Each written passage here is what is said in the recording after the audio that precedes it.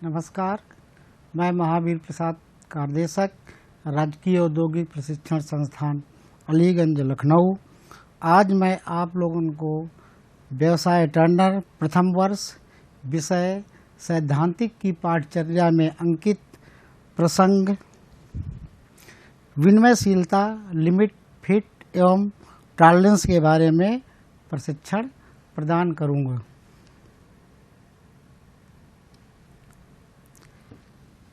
विनिमयशीलता, इसको इंटरचेंजेबिलिटी कहते हैं। इसको जो है कारखानों में जब भी कोई जॉब का उत्पादन किया जाता है तो अलग अलग पार्ट जब बनाए जाते हैं तो उनको असेंबल या करने को जोड़ करके कोई मशीन या पार्ट का निर्माण किया जाता है।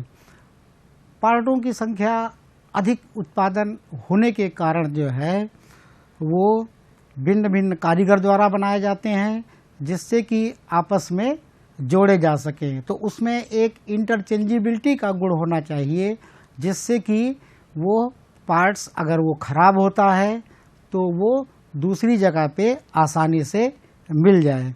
इसी के गुण के कारण जो है वो जहाँ फिट करना होगा जॉब वहाँ पे आसानी से फिट हो जाएगा। यदि अलग अलग कंपनियां जॉब बनाने लगें अलग अलग तो ये फिर पार्ट एक दूसरी जगह नहीं आसानी के साथ मिल पाएगा जिससे कि फिट करने में दिक्कत होगी। यानी इसी गुण को कि कोई पार्ट अगर बदला जाता है, खराब हो जाए तो वो पार्ट आसानी से दूसरी जगह उपलब्ध हो जाए, इसी के को जो है वो इंटरचेंजेबिलिटी या विनिमयशीलता कहते हैं। विनिमयशीलता से क्या लाभ होगा है? अगर उसमें विनिमयशीलता या इंटरचेंजेबिलिटी का गुण है तो उससे क्या लाभ होगा? तो नंबर एक है कि अगर इंटरचेंजेबिलिटी का गुण होगा तो दो पार्ट्स जहाँ पे आपस फिट हो रहे हैं या जहाँ का पार्ट खराब हुआ है तो वो आसानी के साथ वहाँ पर फिट हो जाएगा। दूसरा है उत्पादन में वृद्धि होगी। कोई चीज़ का पार्ट अगर एक ही तरीके का उत्पादन हो रहा है, एक साइज में उत्पादन हो रहा है, उसमें छूट दे करके बनाने में, तो वो उसमें उत्पादन में वृद्धि होगी। नंबर तीसरा है रिजेक्शन या मटेरियल की बर्बादी कम होगी। अगर इंटरचेंजेबिलिटी का उसमें गुण होगा तो पार्ट्स जो है हमारे बहुत कम खराब होंगे, रिजेक्शन बहुत खराब कम होंगे और मटेरियल की बर्बादी भी नहीं होगी। इसमें जांच करने में भी आसानी रहेगी और भूल होने का जो है वो डर बहुत कम रहेगा कि वो चेक करने में जॉब को जैसे गेज द्वारा चेक किया जाता है, अगर उसको 0-0 कह दिया जाए तो उसको बहुत मुश्किल बनाना होगा।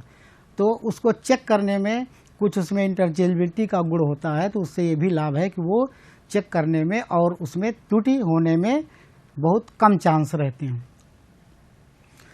उत्पादन बढ़ने से फैक्ट्री का कार्य क्षेत्र भी बढ़ जाता है। अगर वो पार्ट दूसरी जगह मिल जाएगा आसानी से तो उस पार्ट्स के उत्पादन का कार्य क्षेत्र भी बहुत दूरी तक फैल जाता है।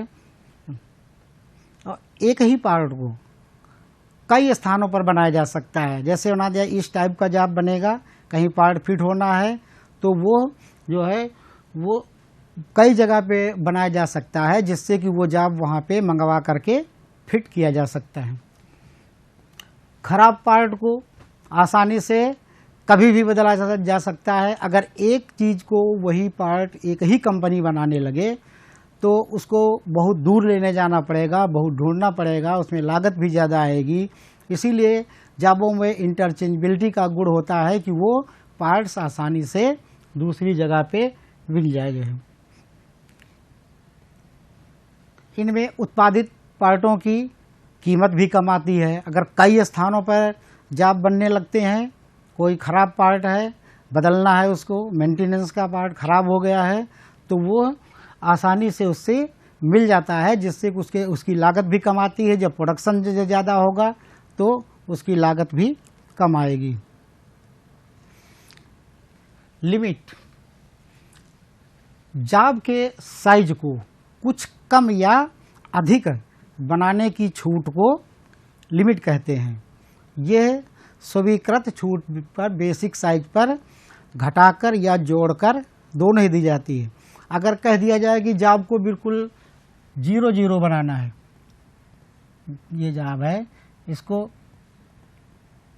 5-20, अगर 5-20 का कह दिया जाए बनाना, इसको प्लस माइनस कुछ नहीं रहेगा, 0-0 रहेगा, तो इसको बहुत मुश्किल लगेगा। केवल 5% जाब जो है वो सही होंगे, 95% जो है वो खराब हो जाएंगे। इसीलिए इस पर कुछ छूट दे दी जाती है जिससे कि जाब को कम या ज़्यादा बनाया जा सके। इसी को जो है वो लिमिट कहते हैं।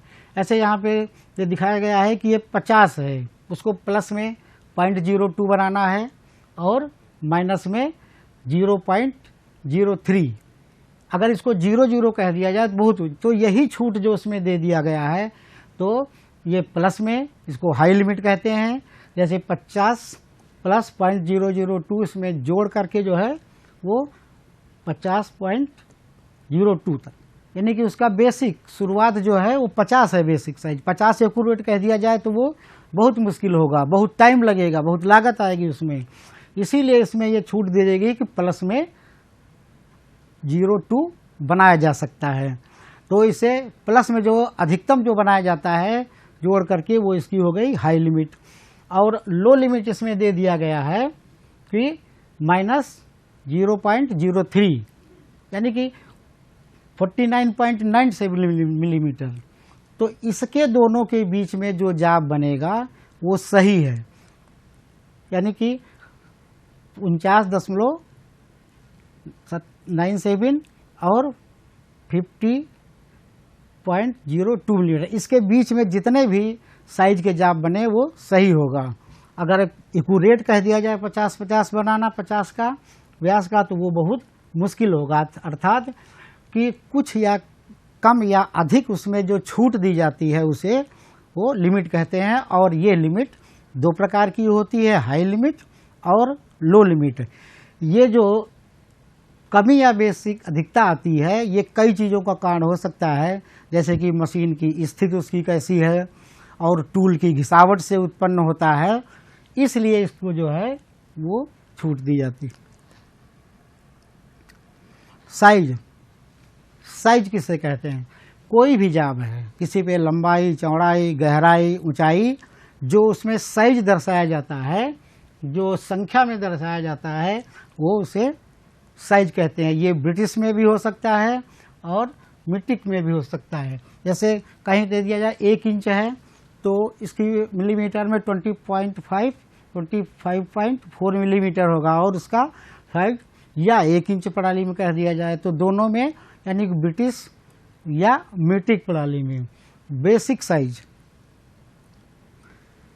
ड्राइंग में जो पार्ट बनाने को दिया जाता है उसको आधार मानकर लिमिट साइज जो है उसी को बेसिक साइज कहते हैं। इसी साइज के ऊपर टॉलरेंस दिया जाता है। जैसे यहाँ पे 20.5 लिखा है तो इसका बेसिक है 25, और इसी पर इसको टॉलरेंस दिया गया है, यानी 25 पॉइंट प्लस में 0.05 मिलीमीटर और माइनस में 0.0 है। तो इसमें केवल प्लस में टॉलरेंस दिया गया है कि ये अब प्लस बन सकता है और 25 से नीचे नहीं हो सकता, तो इसका बेसिक साइज जो है वो 25 है। वास्तविक साइज, वास्तविक साइज से मतलब ये है कि जो कारीगर जो मशीन पर कार्य करता है और जो मशीन पर जाब बनकर तैयार होता है उसे बेसिक साइज, उसे वास्तविक साइज कहते हैं।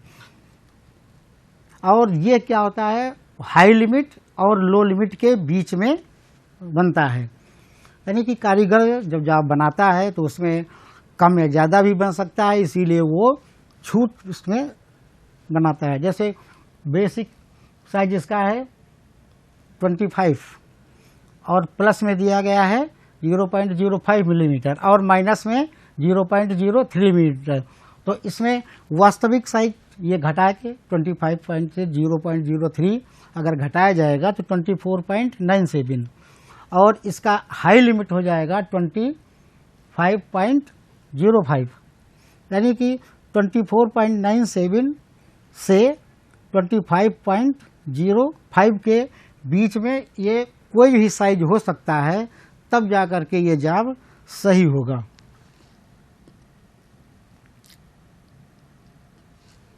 टॉलरेंस किसी भी पार्ट के हाई लिमिट और लो लिमिट के अंतर को टॉलरेंस कहते हैं। ये लो, इसका साइज 25 है और प्लस में 0.03,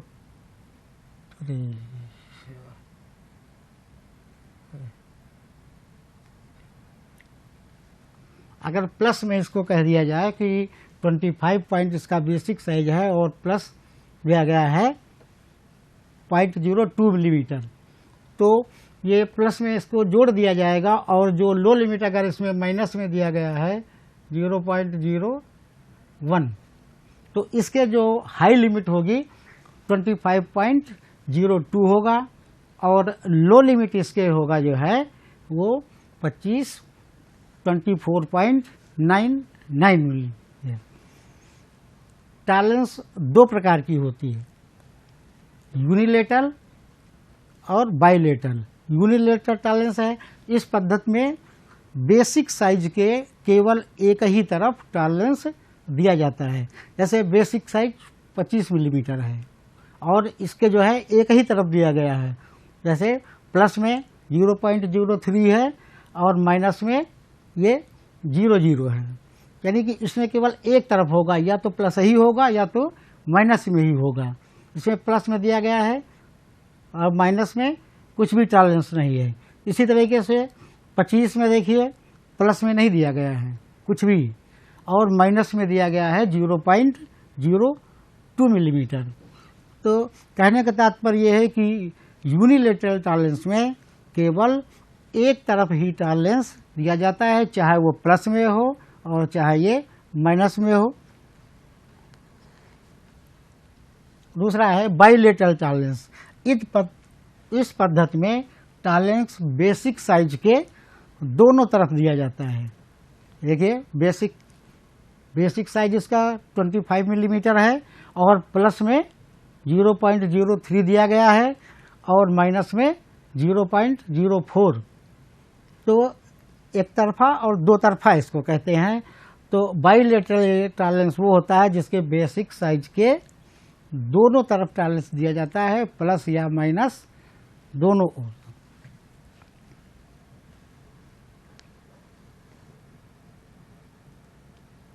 अलाउंस दो पार्टों के साइज के अंतर को अलाउंस कहते हैं, यानी जहाँ पे दो पार्ट आपस में फिट होते हैं उसे अलाउंस कहते हैं। और ये है जानबूझकर एक फिट प्राप्त करने के लिए किया जाता है कि हमें किस तरीके की जो है वो फिट प्राप्त करना है, उसे अलाउंस करते हैं।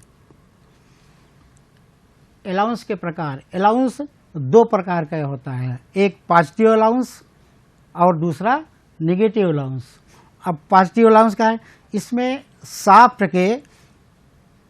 शाफ्ट का व्यास होल के व्यास से कम होता है, यानी कि जो शाफ्ट का व्यास होगा वो शाफ्ट का व्यास होल के व्यास से कम होगा। ये प्लस में दर्शाया जाता है हमेशा जो है, और इसमें जो रनिंग फिट प्राप्त होती है इसे क्लियरिंग फिट कहते हैं। यानी कि पॉजिटिव फिट का मतलब है कि ये इसके अंदर ये होल है और ये इसके अंदर शाफ्ट है, तो ये शाफ्ट इसके अंदर जो है वो आसानी से घूम सके, रन कर सके, घुमाने पर बिल्कुल फ्री हो। और इसको जो है पॉजिटिव प्लस में दिया जाता है। यहाँ कहने का तात्पर्य ये है कि पॉजिटिव अलाउंस वो होगा जिसमें होल का व्यास शाफ्ट के व्यास से अधिक होगा, जिससे कि वो शाफ्ट इसके अंदर आसानी से घूम सके। दूसरा है नेगेटिव अलाउंस, इसमें शाफ्ट का साइज बड़ा और होल का साइज छोटा होता है। ऐसा ये कहीं पे होल है और ये शाफ्ट है, इसके अंदर जा रही है शाफ्ट जो है, तो इसका जो है होल कम होगा और शाफ्ट का हो साइज ज़्यादा होगा, और ये इसके अंदर जो है वो आसानी से नहीं तो घूम पाएगी। जो इसमें कुछ प्रेस करके या तो फिर हल्का सा दबाव दे करके ये फिट होगी, अर्थात इसमें जो है निगेटिव दर्शाया जाता है, अर्थात होल का व्यास जो है शाफ्ट के व्यास से कम होता है।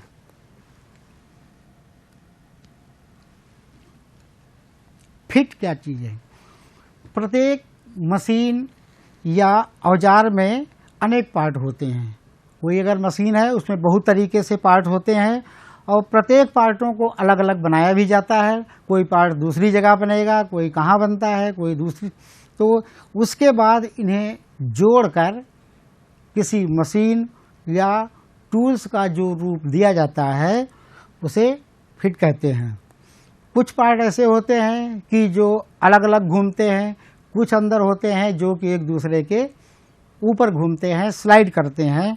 इस प्रकार एक दूसरे के साथ कार्य के अनुसार फिट होने को फिटिंग करते हैं। यानी जब कोई चीज़ फिट हो जाती है उसको अलग अलग पार्ट्स द्वारा, तो उसको असेंबली की जाती है, असेंबल करके किसी मशीन या टूल का निर्माण किया जाता है। इसे जो है वो फिटिंग कहते हैं।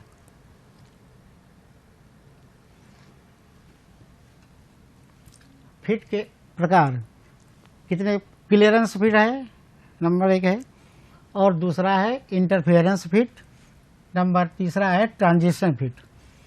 इंटरफेरेंस क्लियरेंस फिट में यह है कि कहीं पे कोई जॉब अगर ये फिट हो रहा है,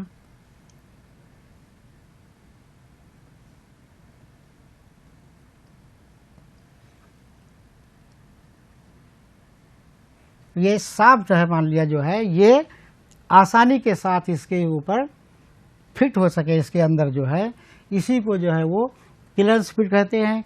इंटरफेरेंस के फिट वो है कि जो इसके अंदर थोड़ा सा हल्का सा दबाव दे करके इसको प्रेस किया जाए किसी होल के अंदर इस शाफ्ट को।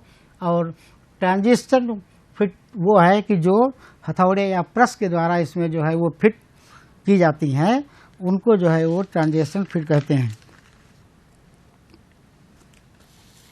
इसमें जो क्लियरेंस फिट के अंदर आती है रनिंग फिट और स्लाइडिंग फिट। रनिंग फिट क्या है? किसी होल के अंदर जो है ये शाफ्ट आसानी से घूम सके, इसी को जो है वो रनिंग फिट आती है। फिर स्लाइडिंग फिट, जहाँ पे एक पार्ट्स दूसरे के ऊपर स्लाइड करके चलते हैं, जैसे मिलिंग मशीन का बेड है, शेपर है, स्लाटर मशीन है, तो वो जो स्लाइड करते हैं तो आसानी से उसके ऊपर स्लाइड कर सकें, तो वो जो है वो स्लाइड फिट कहलाती है। रनिंग फिट के अंतर्गत जो है वो close running fit, normal running fit और स्लैग रनिंग फिट आते हैं।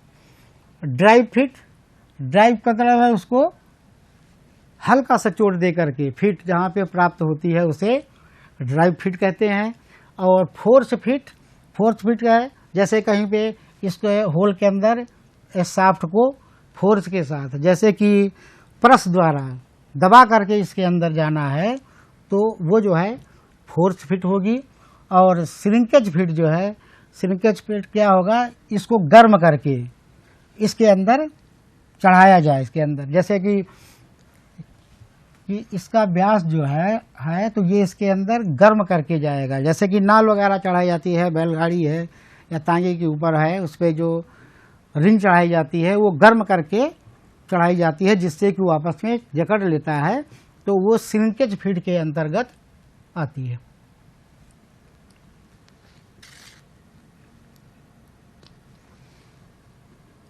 फिट के अलाउंस देने की विधियां, यानी कि जो हम फिट प्राप्त करते हैं, यानी हम कोई चीज़ मान लिया मेल या फीमेल पार्ट है उसमें फिट करना है, तो हम कैसे उसको जो है वो फिट करेंगे कि ताकि अच्छे तरीके से इसमें फिट हो जाए।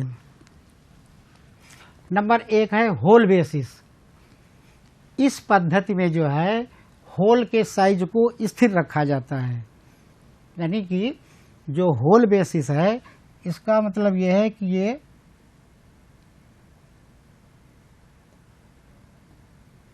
ये शाफ्ट है और ये इसके अंदर फिट होना है, तो हम इसके होल को स्थिर रखेंगे और इसमें फिटिंग प्राप्त करने के लिए इस शाफ्ट के साइज को कम या अधिक किया जाता है। तो ये पद्धति जो है वो होल बेसिस कहलाती है। इसमें होल के साइज में कुछ नहीं किया जाता है, केवल शाफ्ट के साइज को घटाया या बढ़ाया जाता है। दूसरा है शाफ्ट बेसिस।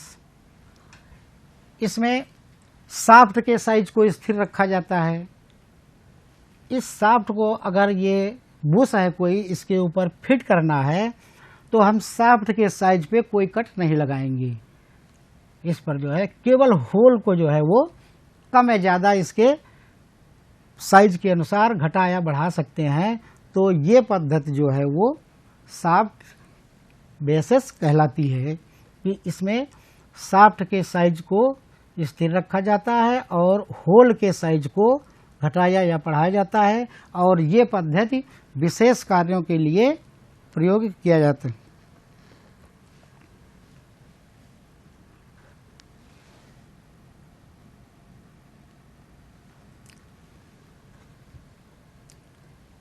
शाफ्ट और होल को जो है वो किस पद्धति में दर्शाया जाता है, ये अंग्रेजी के अक्षर अगर कहीं पे होल है,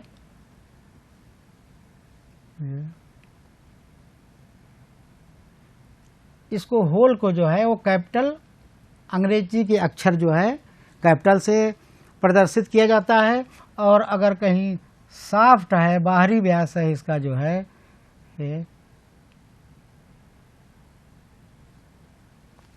H6 हो सकता है, H7 हो सकता है, H5 भी हो सकता है। तो कहने के तात्पर्य यहाँ ये है कि जो होल को कैसे कैपिटल से दर्शाया जाता है अंग्रेजी के अक्षर, और शाफ्ट को अंग्रेजी के अक्षर से दर्शाया जाता है। ये इसमें 25 मौलिक विचलन है, जिसमें कि ILOQU, OQ और W ये 5 ऐसे अक्षर हैं जो कि टॉलरेंस की टेबल है, ये इसमें नहीं आते हैं। अंग्रेजी टॉलरेंस में जो है इसकी एक टेबल होती है, उसमें एक साइज में व्यास दिया होता है, दूसरा उसका माइक्रोन में दिया होता है कि H है कि 6 है कि 7 है, स्मॉल में है कि कैपिटल में है। अगर स्मॉल में है तो वो शाफ्ट का हो जाएगा, अगर कैपिटल में अंग्रेजी के अक्षर में दिखाया गया है तो वो होल का हो जाएगा। ये व्यास के अनुसार उसकी एक टेबल है, उसी के अनुसार जाब को बनाया जाता है। ये ड्राइंग जब मिलती है फैक्ट्री में तो ये उस पर लिखा रहता है कि आपको किस टॉलरेंस में जाब को बनाना है। उस टॉलरेंस में अगर आप नहीं जाब बनाएंगे तो वो जाब जो है वो बेकार हो जाएगा। ILOQ और W अक्षर ये उसमें नहीं होते हैं। उसमें जो होल का उच्चतम विचलन है उसको दिखाया जाता है ES मतलब होगा कि वो इकार्ट सुपीरियर, यानी कि उसको अधिकतम है, वो अधिकतम उसका विचलन है कितने माइक्रोन में है। अगर EI होगा तो इकार्ट इंफीरियर होगा, यानी कि न्यूनतम विचलन।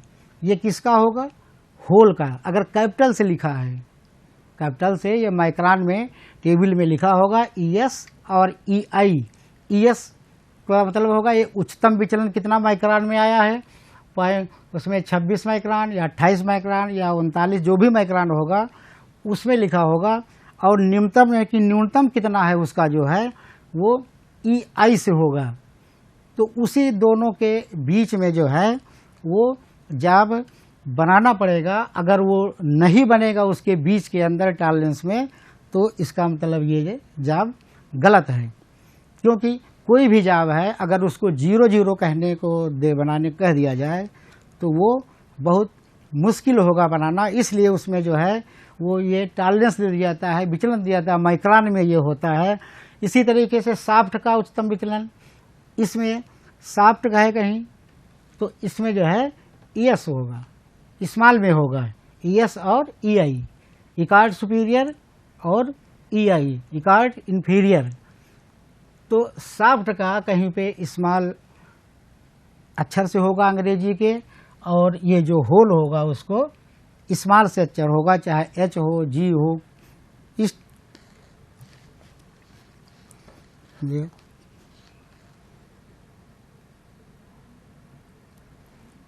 फिर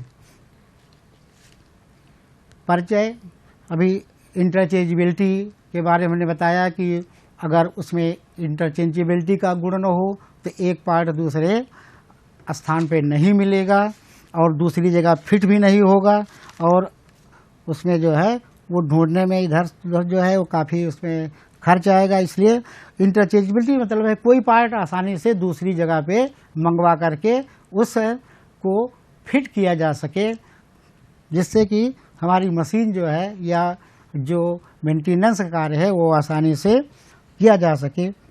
और पार्टों के इसी गुण को जो है इंटरचेंजेबिलिटी कहते हैं। इससे क्या लाभ होता है? हमने बताया कि एक पार्ट दूसरे आसानी से मिल जाएंगे, इसमें लागत कम आएगी, इसको जांच और भूल की संभावना कम रहेगी, और एक ही पार्ट कई जगह से आसानी से उपलब्ध हो जाएगा। अलाउंस के बारे में हमने बताया, जहाँ दोनों के बीच में जो अलाउंस लिया जाता है दो पार्ट्स के बीच में उन्हें फिट होने के लिए, उसे अलाउंस कहते हैं। अलाउंस के प्रकार ये पॉजिटिव अलाउंस और निगेटिव अलाउंस, ये दो प्रकार के होते हैं। और उसको होल बेसिस और सॉफ्ट बेसिस जो है वो दर्शाने के ये तरीके हैं कि होल बेसिस का मतलब ये है कि कहीं फिटिंग प्राप्त करना है तो होल के साइज को स्थिर रखा जाता है, यानी उसमें कोई भी परिवर्तन नहीं किया जाता है, और सॉफ्ट के साइज को घटाया या बढ़ाया जाता है। और दूसरा था सॉफ्ट बेसिस। सॉफ्ट बेसिस इसमें ये होता है कि इसमें होल के वो स्थिर रखा जाता है और सॉफ्ट के साइज को कम या अधिक किया जाता है। भारतीय मानक पद्धति में जो है इसको प्रदर्शित करने के लिए तरीके हैं कि दो है। इसमें जो होल है उसको कैपिटल, अंग्रेजी के कैपिटल अक्षर से प्रदर्शित किया जाता है, और सॉफ्ट जो है वो अंग्रेजी के स्मॉल अक्षर से प्रदर्शित किया जाता है। ये एक सारणी होती है जिसमें उच्चतम और न्यूनतम विचलन होल और सॉफ्ट का अलग अलग दिया जाता है। उसमें व्यास होता है कि इतने व्यास से इतने, जैसे 10 से 20 व्यास के अंतर पे जो है उसमें दिया होगा टेबल में, इतने माइक्रोन का टॉलरेंस होगा। होल का और सॉफ्ट का अलग अलग होता है। प्रयुक्त संदर्भ ये नीमी बुक्स फॉर टर्नर थ्योरी से लिया गया है। दूसरा है बेसिक टर्नर थ्योरी, जो कि राइटर हैं राज और रंजीत।